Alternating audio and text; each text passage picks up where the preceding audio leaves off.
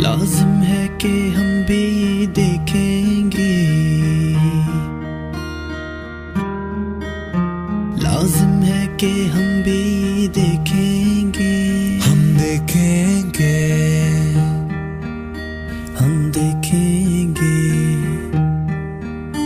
वो दिन के जिसका वादा है, जो लोहे अज़ल में लिखा है। हम देखेंगे, हम देखेंगे,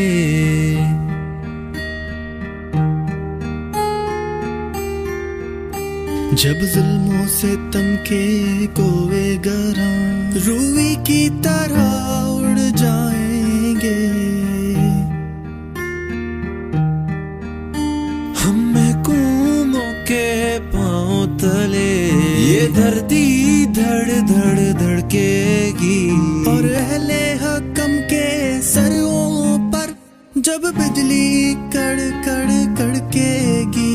हम देखेंगे, हम देखेंगे,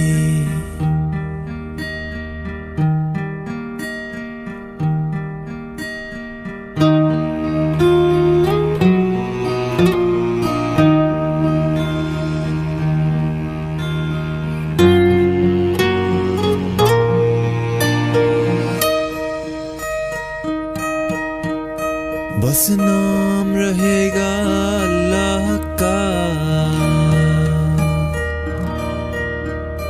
बस नाम रहेगा अल्लाह का, जो गायब भी है हाजिर भी, जो मंजर भी और नाजिर भी। उठेगा अनल हक का नारा, उठेगा अनल हक का नारा, जो मैं भी हूँ। साथियों जोहार, जिंदाबाद। विभिन्न जन संगठनों का साझा आयोजन हम अगर उठते नहीं तो if we do not rise. आज 5 सितंबर है और आज ही के दिन एक निर्भीक स्वतंत्र पत्रकार गौरी लंकेश की हत्या सिर्फ इसलिए कर दी जाती है कि वो सत्ता और सरकार के खिलाफ अपनी लेखनी के माध्यम से, अपने कलम के माध्यम से आवाज़ उठा रही थी। आज हम यहाँ इकट्ठा हैं भगत सिंह चौक पर, झारखंड के पलामू जिला डाल्टनगंज मुख्यालय में। और यहाँ पर कई संगठन, इप्टा, प्रगतिशील लेखक संघ, PUCL, भाकपा माले, आयसा, किसान महासभा, HRLM सहित कई जन संगठन, BGVS, ये तमाम लोग यहाँ इकट्ठा हैं गौरी लंकेश के शहादत को याद करते हुए वर्तमान की जो मौजूदा सरकार है और जिस तरीके से जनतंत्र पे हमले बढ़े हैं, संविधान पे हमले बढ़े हैं, उसके खिलाफ में एकजुटता की अपील हम करने के लिए यहाँ मौजूद हैं कि वो तमाम लोग जो जनतंत्र की हिफाजत चाहते हैं, संविधान में आस्था रखते हैं, वो आएँ और इस मुहिम से जुड़े। आज पूरे देश में इस मुहिम की शुरुआत की गई है और उसी के तहत हम यहाँ डाल्टनगंज में भी, झारखंड के पलामू जिले के डाल्टनगंज में भी इस मुहिम की शुरुआत कर रही है और यह लगातार जारी रहेगा। आज भगत सिंह चौक पर हम इस कार्यक्रम को शुरू करते हुए प्रतिदिन संध्या में और सुबह में अलग अलग चौक पर लोगों के बीच जाएंगे और वर्तमान की जो स्थिति है, परिस्थिति है, इसके खिलाफ लोगों से एकजुटता की अपील करेंगे। दोस्तों, आज जिस प्रकार का हालात है, उस हालात में आज आपके बीच में एक कविता प्रस्तुत कर रहा हूँ। कविता राजेश जोशी ने लिखा है। उस कविता का शीर्षक है मारे जाएंगे। जो इस पागलपन में शामिल नहीं होंगे मारे जाएंगे। जो इस पागलपन में शामिल नहीं होंगे मारे जाएंगे। कटघरे में खड़े कर दिए जाएंगे। जो विरोध में बोलेंगे, सच सच बोलेंगे, मारे जाएंगे। बर्दाश्त नहीं किया जाएगा, कमी जो हो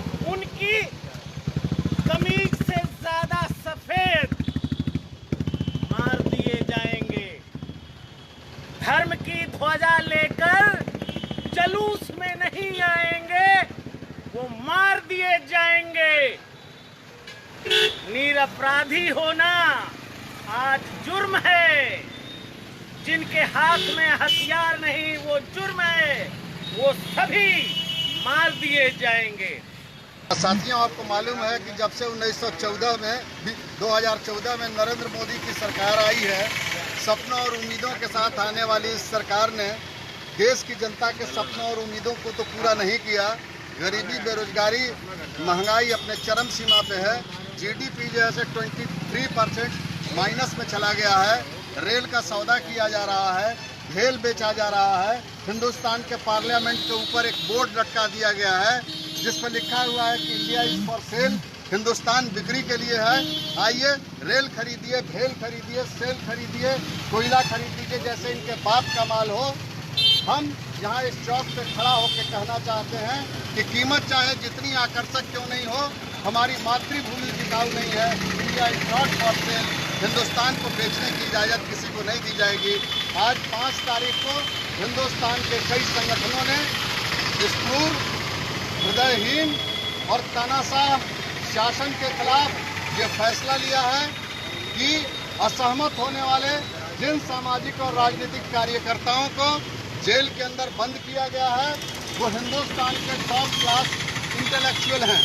हिंदुस्तान के बड़े कवि बरबरा राव, आनंद तेलतुंबड़े, अरुण फरेरा और पता नहीं कितने ऐसे, अपूर्वानंद और पता नहीं कितने ऐसे लोग हैं जिनको प्रोसिक्यूट करने की तैयारी चल रही है। कोरोना के मौके पे देश की जनता के प्रति संवेदना व्यक्त करने के बजाय हिंदुस्तान का प्रधानमंत्री इसका इस्तेमाल बदले के एक अवसर के रूप में कर रहा है। हिंदुस्तान का संविधान आज खतरे में पड़ा हुआ है, अभिव्यक्ति की आज़ादी खतरे में पड़ी हुई है। जिन मूल्यों के हिफाजत के लिए सुभाष, भगत सिंह, सुखदेव और राजगुरु लड़े और जिस कॉन्स्टिट्यूशन को हमने हासिल किया वो कॉन्स्टिट्यूशनल आज़ादी आज डेंजर में पड़ा हुआ है। ऐसे समय में अभी नहीं उठे तो फिर इसका मतलब काफ़ी देर हो जाएगी और हम हिंदुस्तान को जर्मनी बनते देखेंगे, जहां एक हिटलर रोज एक नया हॉलोकास्ट म्यूजियम बनाएगा, जहां सैकड़ों लोग गैस के चैम्बर में झोंक दिए जाएंगे, सैकड़ों लोग मारे जाएंगे, सैकड़ों लोग जेल के अंदर बंद कर दिए गए हैं। ऐसे में तमाम हिंदुस्तान के जो अमन पसंद लोग हैं अपने तमाम राजनीतिक सहमतियों और असहमतियों के बावजूद इकट्ठे हों ताकि वो इस देश के जनतंत्र और हिंदुस्तान के कॉन्स्टिट्यूशन की हिफाजत कर सकें। इसके लिए इस कार्यक्रम का आयोजन किया गया है। ये कार्यक्रम लगातार और निरंतर चलेगा। ये प्रक्रिया उसी दिन शुरू हो गई थी जिस दिन गौरी लंकेश मारी गई, जिस दिन कलबुर्गी को मारा गया, जिस दिन जैसे गोविंद पंसरे को मारा गया, जिस दिन नरेंद्र डोभालकर को मारा गया और जिस दिन वैसे सैकड़ों कार्यकर्ता जो देश की जनता की पीड़ा की आवाज़ उठा रहे थे वो सब के सब बंद कर दिए गए। हम इस प्रदर्शन के माध्यम से, इस विरोध के माध्यम से मांग करते हैं कि सरकार दमन के हथियार को जो है बंद करे और उसका इस्तेमाल करके जिन राजनीतिक कार्यकर्ताओं को उसने जेल के अंदर बंद किया है उन सबको रिहा करे। कफील के रिहाई के ऊपर हाई कोर्ट का कमेंट बड़ी सिग्निफिकेंट है, जिस डॉक्टर कफील को ये कहा गया कि वो देश की एकता और अखंडता को खतरा पहुंचा रहे थे और उनके भाषणों की वजह से इस देश की अस्मिता को खतरा था। हाई कोर्ट ने कहा कि कफील का स्टेटमेंट राष्ट्रीय एकता और अखंडता को बढ़ाने वाला था। बावजूद इसके ये निर्लज्ज सरकार ऐसे ही सैकड़ों राजनीतिक कार्यकर्ताओं को भी जेल के अंदर बंद रखे हुए है। हम मांग करते हैं कि उन तमाम राजनीतिक कार्यकर्ताओं की रिहाई की जाए और इस देश के अंदर संविधान के अनुरूप लोकतंत्र की बहाली की प्रक्रिया को जारी रखा जाए। हमारा आंदोलन चलता रहेगा और देश के लाखों करोड़ों लोगों के साथ हम एकजुटता व्यक्त करते हैं। जो आज का जो कार्यक्रम है ये साप्ताहिक कार्यक्रम शुरू किया गया है भगत सिंह चौक से। आज गौरी लंकेश का आज ही के दिन जो सांप्रदायिक विचार आरएसएस विचारधारा वाले जो लोग हैं उनकी हत्या कर दी गई है। आज उसकी यहाँ खड़े हो करके हम लोग जो है उसकी घोर निंदा कर रहे हैं और तमाम तरह का देश में जो इस तरह से निजीकरण, रेल, भेल और जितने भी तमाम तरह का चीज़ों का जो है वो बिक्री किया जा रहा है, उसके लिए हम लोग जो है आज उसका प्रोटेस्ट कर रहे हैं, विरोध कर रहे हैं और आगे ये विरोध मेरा जारी रहेगा। दुनिया के पूंजीपतियों ने दुनिया में डेमोक्रेसी पर खतरा उत्पन्न कर दिया है। वे साम्राज्यवादी और पूंजीपतियों ने डेमोक्रेसी के केंद्र में जनता को नहीं रहने दिया है। बल्कि डेमोक्रेसी के केंद्र में मात्र सत्ता रह गया है। और सत्ता के लिए दुनिया में हथियारों की होड़ लगी हुई है और सत्ता के लिए कुछ भी किया जा सकता है। कितने लोगों को फांसी देना पड़े तो फांसी दिया जा सकता है, जेल दिया जा सकता है, उन्हें गोली मारा जा सकता है।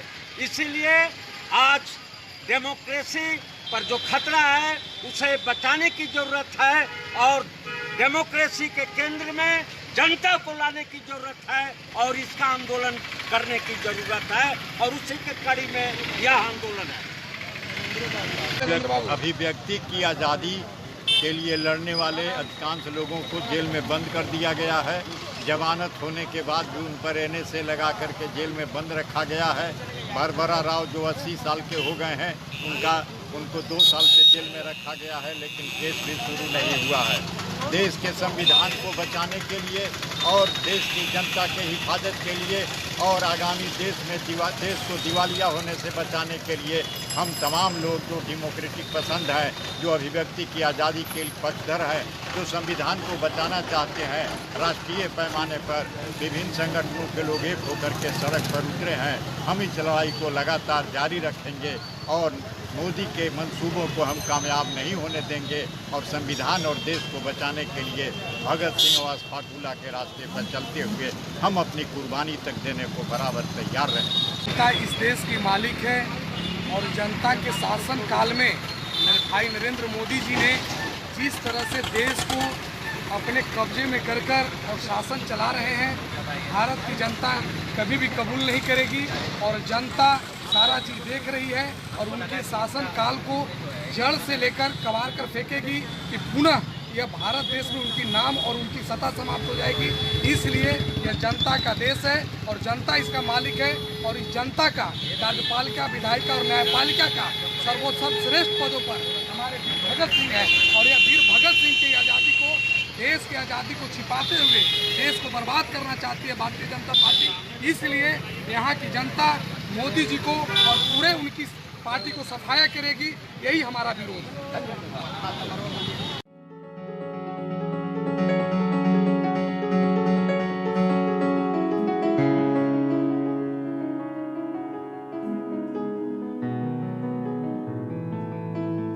साथियों, यह जो कार्यक्रम है वो अगले 5 दिनों तक चलेगा डाल्टनगंज के विभिन्न संगठनों की ओर से और हम अभी भगत सिंह चौक से इस मुहिम की, इस अभियान की शुरू किए हैं और आज संध्या 5 बजे से हम लोग स्टेशन के पास बिरसा मुंडा की प्रतिमा के पास इकट्ठा होंगे और वहीं पे लोगों से एकजुटता की अपील करेंगे।